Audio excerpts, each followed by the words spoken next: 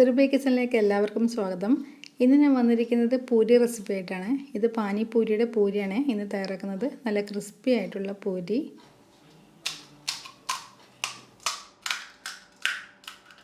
ഇത് കണ്ടില്ലേ, ഇതുപോലെ നമുക്ക് നല്ല ക്രിസ്പി പൂരി എങ്ങനെയാണ് തയ്യാറാക്കുന്നത് കാണാം. ഇവിടെ ഇതൊരു ബൗളിൽ റവയാണ് എടുത്തിരിക്കുന്നത്. 2 കപ്പ് റവയുണ്ട്. അതിലേക്ക് 8 ടേബിൾ സ്പൂണോളം മൈദയാണ് ഇപ്പോൾ ആഡ് ചെയ്തിരിക്കുന്നത്.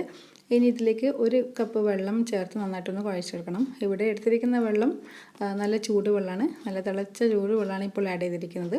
നന്നായിട്ടൊന്ന് മിക്സ് ചെയ്ത് കുഴച്ചെടുക്കാം. ഇവിടെ ചപ്പാത്തിക്ക് കുഴച്ചെടുക്കുന്ന പോലെയാണ് നമുക്കിത് വേണ്ടത്.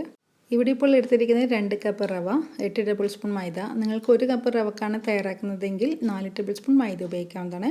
പിന്നെ വെള്ളം നമ്മൾ എടുക്കുന്ന റവയുടെ പകുതി അളവ് എടുത്താൽ മതിയാകും. ഇപ്പോൾ നിങ്ങൾക്ക് 1 കപ്പ് റവക്കാണ് തയ്യാറാക്കേണ്ടതെങ്കിൽ 1/2 കപ്പ് വെള്ളം ഉപയോഗിക്കാവുന്നതാണ്. നല്ല ചൂട് വെള്ളം തന്നെ ഉപയോഗിക്കണം. പിന്നെ ഞാൻ ഇത് കുഴച്ചെടുക്കുന്ന സമയത്ത് ഉപ്പ് ആഡ് ചെയ്തിട്ടില്ല, അതുപോലെ തന്നെ ഓയിലൊന്നും ചേർത്തിട്ടില്ല. നന്നായിട്ട് ഇത് കുഴച്ച് നല്ല സോഫ്റ്റ് കൂട്ടാക്കി എടുക്കാൻ കഴിയും. കൂടുതൽ ടൈമൊന്നും വേണ്ട, 2 മിനിറ്റ് കൊണ്ട് നമ്മൾക്ക് ഇതുപോലെ കുഴച്ചെടുക്കാവുന്നതാണ്. ഇനി ഇതൊന്ന് അടച്ചു വെക്കാം. ഒരു 15 മിനിറ്റ് നമ്മൾക്കൊന്ന് അടച്ചു വെക്കാവുന്നതാണ്.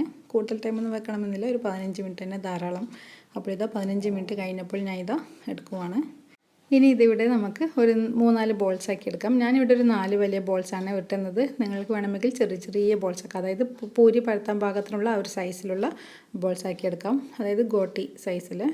അങ്ങനെ വേണമെങ്കിൽ ചെയ്യാം. ഞാനിവിടെ ഒരു 4 വലിയ ബോൾസാണ് ഉരുട്ടുന്നത്. ഇനി ഇതിൽ മുകളിൽ കുറച്ച് മൈദപ്പൊടി സ്പ്രെഡ് ചെയ്യാം. എല്ലാ ബോൾസിലും വളരെ കുറച്ച് ആഡ് ചെയ്ത് കൊടുത്താൽ മതിയാകും. ഇനി നമ്മൾക്ക് ഓരോ ബോൾ എടുത്തിട്ട് പരത്താം. ഇനി ഇതിവിടെ പരത്തുന്നതിന് നമുക്ക് പൊടിയൊന്നും ആവശ്യമില്ല, അതുപോലെ തന്നെ ഓയിലൊന്നും വേണ്ട. അല്ലാതെ തന്നെ നമുക്ക് നല്ല വൃത്തിയിൽ ഇത് പരത്തിയെടുക്കാൻ കഴിയും. ഇവിടെ പരത്തുമ്പോൾ കൂടുതൽ തടിപ്പും പാടില്ല, വളരെ നേർങ്ങനെയാകാനും പാടില്ല. അങ്ങനെ ഇവിടെ ഇതാ പരത്തി കഴിഞ്ഞു. എന്നിട്ട് നമ്മൾക്ക് ഇതുപോലെ റൗണ്ട് ഷേപ്പുള്ള എന്തെങ്കിലും ഒരു മൂടിയോ ഉപയോഗിച്ച് ഇതുപോലെ റൗണ്ടിലൊന്ന് കട്ട് ചെയ്തെടുക്കാം. ഇവിടെ ഇത് ചെറിയ സൈസ് പൂരിക്കാണ് കട്ട് ചെയ്തുകൊണ്ടിരിക്കുന്നത്. കുറച്ച് വലിയ പൂരിയൊക്കെ ആകുമ്പോൾ നമുക്കത് വായിൽ കൊള്ളത്തില്ല. ഈ ഒരു പാകമാകുമ്പോൾ ഓക്കെയാണ്. ഈ ഒരു പാകത്തിലാണ് നമ്മുടെ പൂരി പരത്തിയെടുത്തിരിക്കുന്നത്. ഇനി ഇതിൽ വരുന്ന എക്സ്ട്രാ കൂട്ടൊക്കെ നമ്മൾക്ക് ഒന്നുകൂടി പരത്താം.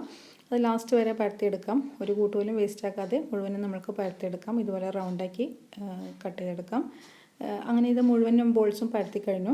ഇവിടെ ഇപ്പോൾ ഒരു 10 മിനിറ്റ് നമുക്കിത് റെസ്റ്റ് ചെയ്യണം. ഇതിപ്പോൾ ഒരു ഉണങ്ങിയ നല്ല ക്ലീൻ ടവലിലാണ് ഞാൻ ഇപ്പോൾ ഇട്ടിരിക്കുന്നത്. ഇവിടെ ആദ്യം പരത്തിരിക്കുന്നതൊക്കെ ഇതാ ഈ ഫസ്റ്റ് റോളാണ് ഇട്ടിരിക്കുന്നത്. അത് വേണം നമ്മൾക്ക് ആദ്യം ഫ്രൈ ചെയ്യേണ്ടത്. 10 മിനിറ്റിൽ കൂടുതൽ വെക്കരുത്. അവസാന റൗണ്ട് വരെ പരത്തി കഴിയുമ്പോഴത്തേക്കും ഫസ്റ്റ് റൗണ്ട് പരത്തിയതൊക്കെ 10 മിനിറ്റ് ആകും. ഇതിൻ്റെ മുകൾ ഭാഗം ചെറുതായിട്ട് ഡ്രൈ ആയിട്ടുണ്ടാകും, കൂടുതൽ ഡ്രൈ ആകാൻ വിടരുത്. അപ്പോൾ മുകൾ ഭാഗം മുകളിലും താഴത്തെ ഭാഗം താഴെയും അതുപോലെ തന്നെ നമുക്ക് എണ്ണയിലിട്ട് കൊടുക്കാം. ഇവിടെ ഓയിൽ ആദ്യം നന്നായിട്ട് ചൂടാകണം. ചൂടായതിന് ശേഷം തീ കുറച്ച് വെക്കാം.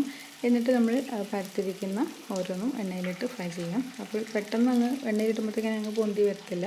അതിൽ കുറച്ച് മുകളിൽ ആയിട്ട് ഒന്ന് പ്രസ് ചെയ്ത് കൊടുക്കുക, അല്ലെങ്കിൽ അതിലേക്ക് എണ്ണ കോരി മുകളിലേക്ക് ഒഴിച്ചു കൊടുക്കുന്ന സമയത്ത് ഇത് പൊന്തി വരുന്നത് കാണാം. അപ്പോൾ നമുക്കിതുപോലെ എല്ലാം ഫ്രൈ ചെയ്തെടുക്കാം.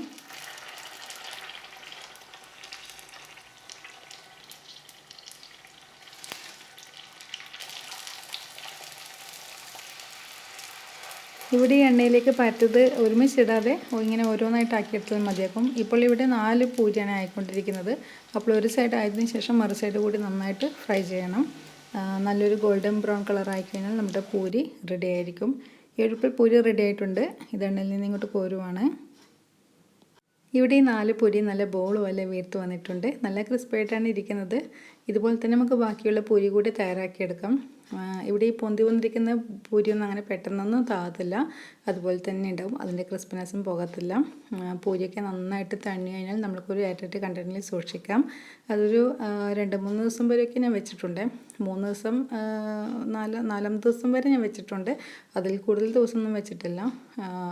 അപ്പോഴും തന്നെ ആ പൂരിയുടെ ക്രിസ്പിനെസ് പോയിട്ടില്ല. അതുപോലെ തന്നെ നമ്മൾ എങ്ങനെയാണോ ഫ്രൈ ചെയ്തെടുത്ത പൂരി അതുപോലെ തന്നെ ഉണ്ടായിരുന്നു. കഴിക്കാനും നല്ല ടേസ്റ്റും ഉണ്ട്. ഇവിടെ ഇതാ ഇപ്പോൾ ഒരു 7 പൂരിയാണ് റെഡി ആയിക്കൊണ്ടിരിക്കുന്നത്. നല്ല ബോൾ പോലെ എല്ലാം വീർത്തിട്ടുണ്ട്. ഗോൾഡൻ ബ്രൗൺ കളറായിക്കഴിഞ്ഞാൽ നമുക്ക് ഇതൊക്കെ എണ്ണയിൽ നിന്ന് ഇങ്ങോട്ട് കോരാം. ഇനി കുറച്ചുകൂടി പൂരി തയ്യാറാക്കാനുണ്ട്, അതുകൂടി ആക്കിയെടുത്തിട്ട് ഞാൻ കാണിച്ചു തരാം. ഇന്നത്തെ ഈ വീഡിയോ ഞാൻ ഇതിൻ്റെ പാനി തയ്യാറാക്കുന്നതും കാണിക്കുന്നില്ല, അത് നമുക്ക് നെക്സ്റ്റ് വീഡിയോയിൽ കാണാം. അതുകൂടി ഇതിൽ ഉൾപ്പെടുത്തുമ്പോൾ ഈ വീഡിയോയുടെ ലെങ്ത് അങ്ങ് കൂടും. അതുകൊണ്ടാണ് ഞാൻ മറ്റൊരു വീഡിയോ ആയിട്ട് അത് ചെയ്യുന്നത്. ഇവിടെ ഇപ്പോൾ എല്ലാ പൂരിയും ഫ്രൈ ചെയ്തെടുത്ത് കഴിഞ്ഞു. നല്ല ക്രിസ്പായിട്ടാണ് ഇരിക്കുന്നത്. കണ്ടില്ലേ, ഇതുപോലെ നിങ്ങളും തയ്യാറാക്കി നോക്കുക. അഭിപ്രായങ്ങൾ അറിയിക്കാൻ മറക്കരുത്. ഇനി പാനിപ്പൂരിയുടെ റെസിപ്പി ആയിട്ട് വീണ്ടും കാണാം. താങ്ക്